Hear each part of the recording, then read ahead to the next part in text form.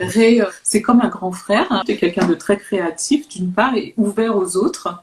Et tu es toujours prêt au partage, toujours prêt à tenter l'aventure, les expériences pour découvrir autre chose et sortir de ta zone de confort. C'est le cas là avec la technologie. Et on est là aujourd'hui pour encourager ceux qui ont des réticences à s'y mettre, quel que soit l'âge d'ailleurs. Tu es quelqu'un qui compte en Guadeloupe puisque tu es un des pères fondateurs de Du groupe Akio. Akio. Voilà. Et tu es où alors aujourd'hui? Je suis à Louisy-Mathieu. D'accord. Voilà, c'est un espace où a vécu Casimir Letton, a vécu Alfred Macomet. Alfred Macomet qui aussi était dans les masses à Saint-Jean. Voilà, donc des personnages assez forts qui sont arrivés en fin de vie dans cet espace. C'est où on peut dire un espace social. Et juste en face de cet espace social, il y a un espace de connaissance qui est l'université. Alors des Antilles, on dira aujourd'hui, pour passer toute polémique sur la nomination de ces institutions qui nous portent la connaissance et aussi la culture d'ailleurs. J'aimerais quand même que tu te présentes pour les personnes qui ne te connaissent pas bien. Je suis comédien, je suis musicien, artiste, homme perdu sur cette terre, voilà, et qui me balade d'un bout à l'autre de la terre et j'espère qu'au moins faire le tour. Ça, c'est une bonne chose. Et surtout, apporter le peu de savoir que j'ai. Donc, tout ce que j'ai à apporter, je porte. Ben là, il faut donc avoir de la force à bien faire tout ça et à tenir debout. Ce monde qui est en train de changer, par exemple, l'arrivée de toute cette technologie, comment toi tu vis ce changement de société? Alors, bon, c'est vrai qu'en même temps, j'entends de l'autre côté des rythmes d'Akio sur un tambour. Donc, tu as toujours ce tambour autour de nous. Alors, nous allons partir de ce tambour pour dire qu'on peut créer tout à partir de tout. Le tambour que je viens d'entendre, c'est une vibration. Je viens de l'entendre parce qu'il est loin de moi, mais il a émis des vibrations. Et en plus, il a émis des vibrations identifiables. C'est-à-dire que, voilà, dès qu'on joue un rythme, on le reconnaît à partir du moment où il est identifié. Maintenant, donc c'est la transmission. L'homme a démarré, comme je le disais, avec son regard, sa vue, ses oreilles. Bon, tout ça, c'était au départ naturel. Et petit à petit, effectivement, les choses ont changé parce que le monde a voulu voir plus loin que de là où il est. Parce qu'on a toujours aimé imaginer voir des choses, imaginer entendre des choses, mais l'évolution technique et technologique a fait que beaucoup d'outils sont arrivés entre-temps. Et aujourd'hui, là, nous sommes face à ce phénomène qu'on appelle l'Internet. Aujourd'hui, dans cette société, il faudrait aborder ce qu'on appelle le phénomène de l'individualisation. L'individualisation vient du fait de l'industrialisation et surtout de la recherche de profit. Le même produit dont on pouvait se servir à 4, aujourd'hui il faut 4 produits, pas pour une personne. Quand je dis pour une personne, des fois, un dentifrice jaune pour le lundi, un vert pour le mardi, un bleu pour le mercredi, avec des traces rouges, etc. Donc, on vend plus.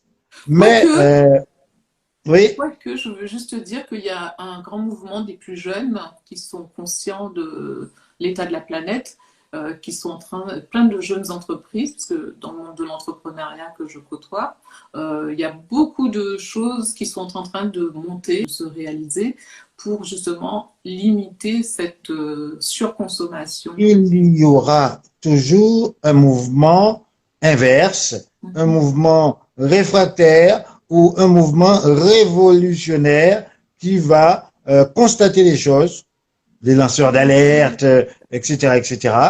Voilà. Et puis toutes les associations, toutes les personnes qui vont dénoncer justement les choses qui nuisent en principe à l'homme et à la société. Plus concrète, terre à terre, on va dire, de l'entrée de cette technologie dans ton quotidien. Ça a commencé par quoi? Est-ce que ça t'a demandé de faire des efforts? Est-ce que ça t'a ça t'a compliqué l'existence? Comment tu as vu arriver, par exemple, le téléphone portable? Avant qu'il arrive, parce que j'ai travaillé à la télévision, j'ai travaillé sur des productions, nous avions des téléphones, mais alors des réfrigérateurs, quoi, des gros trucs. Les gros trucs là, avec l'antenne là, Gros trucs avec un Motorola. fil, Ouais. avec un fil, comme Oui, le téléphone d'avant, et oui. un téléphone aussi comme celui presque comme avant. Et petit à petit, le design s'est affiné. Ouais, c'était génial, on pouvait avoir ça dans sa voiture, mais il fallait avoir un poste plus le téléphone. Donc, j'ai toujours été branché parce que les gens de la musique sont branchés parce que ils cherchent des instruments. Des instruments sont électroniques. Des instruments ont un rapport avec la technologie. Et de ce fait, donc, nous avons très rapidement mis la tête dans les téléphones. On va dire Nokia parce que bon. Donc, j'étais déjà sur les écrans de télévision en faisant la promotion du téléphone. Les premiers opérateurs de la Guadeloupe, le comédien, l'image, qui a fait la promotion du téléphone en Guadeloupe. Après, j'ai eu des téléphones et petit à petit, je m'y suis adapté. Et on peut dire qu'on ne s'adapte jamais parce que à chaque fois, il y a une évolution. À chaque fois, il y a un nouveau truc. À chaque fois, il y a quelque chose. Et il faut connaître le fond du téléphone. Alors, tu as quelqu'un qui fait coucou, Myriam Maxou, qui fait coucou de Paris. Myriam Maxo, c'est quelqu'un qui est 2.0. C'est quelqu'un qui m'a conseillé Instagram Oui, et au lieu de Facebook. Mais en fin de compte, les deux fonctionnent ensemble et Instagram est plus dynamique. Et d'accord. vive Myriam et coucou Myriam parce que c'est une Et designer. moi, je C'est voulais une designer. Ah oui, tout à Ouais. fait. Bah, c'est très bien. Merci Myriam d'être présente. Et je voulais aussi remercier Sandrine qui était là tout à l'heure justement et qui est Bien revenue. Sandrine, Merci. n'ayez pas peur d'appuyer sur les boutons.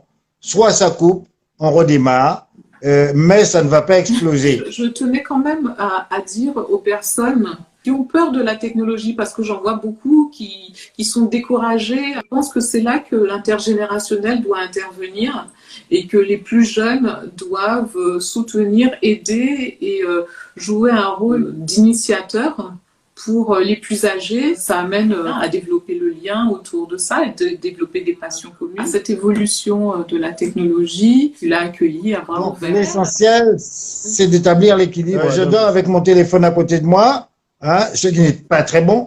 Je fais de la méditation et je sais qu'on ne peut pas dormir avec du Wi-Fi ou bien des ondes à côté. Eh ben, je le fais. Je suis quand même attaché à mon téléphone. Mais ça fait qu'il éteint quand même. Hein. Nous sommes dans une perpétuelle recherche d'équilibre. Revenons sur ce téléphone et ces outils numériques. Aujourd'hui, il y a des dispositifs qui sont mis en place et qui commencent à fonctionner. Je souhaiterais d'ailleurs faire partie de ces dispositifs. Ce qu'on appelle l'inclusion numérique. Absolument. Ce sont des stages, des cours et je pense même des webinaires. Les mairies peuvent communiquer, mais à partir du moment où la personne qui est en face n'a aucune notion de communication, de web, de communication par le biais de l'Internet, la personne ne peut pas comprendre. Il faut qu'on aille vers elle, il faut qu'elle ait quelquefois des difficultés et qu'elle puisse poser des questions. L'outil numérique peut servir à quasiment tout.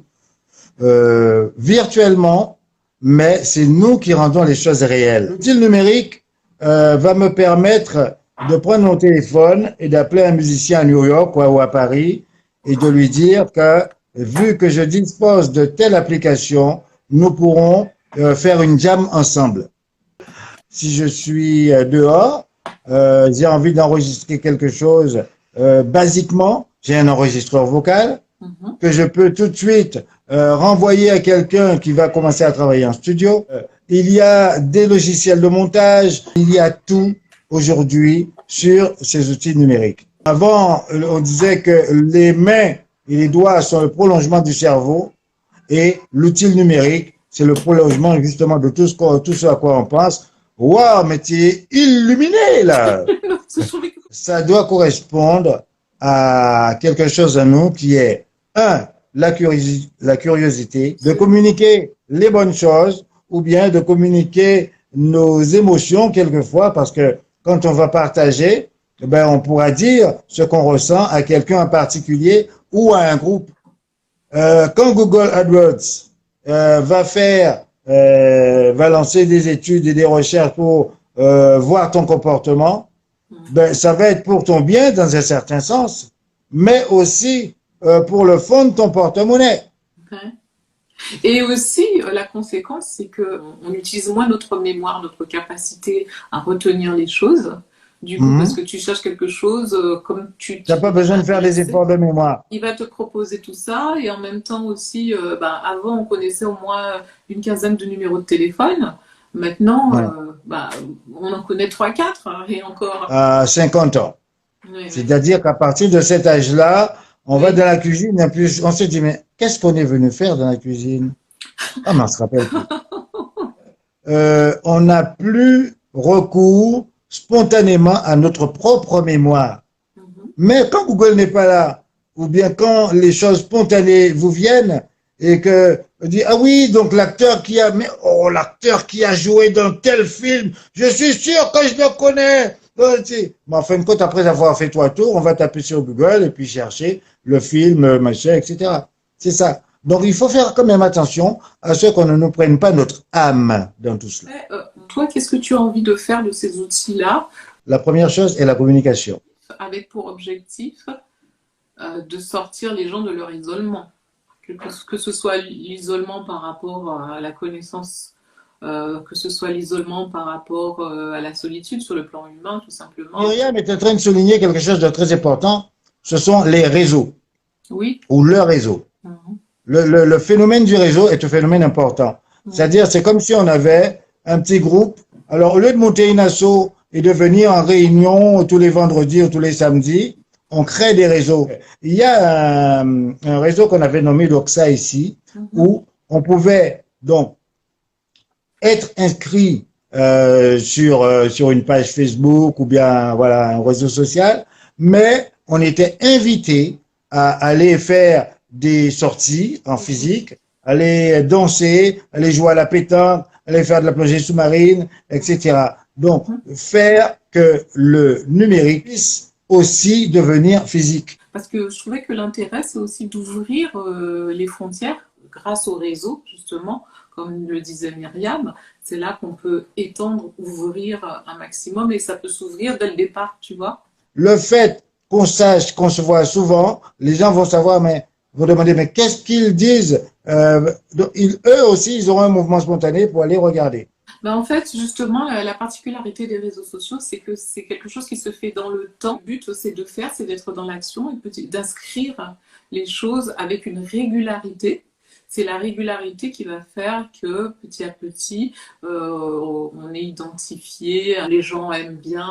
C'est toujours dans le temps. Quand je reviens, donc il va falloir que je trouve donc toutes les associations avec lesquelles je suis déjà en contact pour que à chaque fois je vais passer des week-ends ou bien des moments à Toulouse, à Marmotton, à Fouilly-les-Oies. Nous faire profiter de la nourriture, tu vois, en fait, des spécialités. Voilà. Donc c'est ça mon projet. On a la chance d'être dans une ville super cosmopolite. J'ai commencé à échanger avec un garçon qui s'appelle Wail. Wail, je te fais un petit coucou au passage. On a prévu de comparer un peu nos cultures, comment on fait chez nous aux Antilles et comment lui fait chez lui, comment ça se passe chez lui. Donc c'est un projet que je vais proposer ce matin justement, tu vois, comme quoi. Donc on va conclure alors. Quel sera le mot de la fin? Alors, le mot de la fin, c'est qu'il faut jamais s'arrêter. Il faut toujours regarder autour de soi. Et puis, n'ayez pas peur d'appuyer sur les touches de l'ordinateur. Ça ne va pas exploser. N'arrêtez jamais. Donc, je voulais juste signaler qu'avec Riach, nous avons l'occasion de faire une petite virée dans Paris, le quartier de Beaubourg. Et il y a une vidéo. Je mettrai le lien de manière à ce que vous alliez découvrir. Je te remercie beaucoup, vraiment, DH. Merci à Sandrine. Merci à Myriam. Merci à Stanex.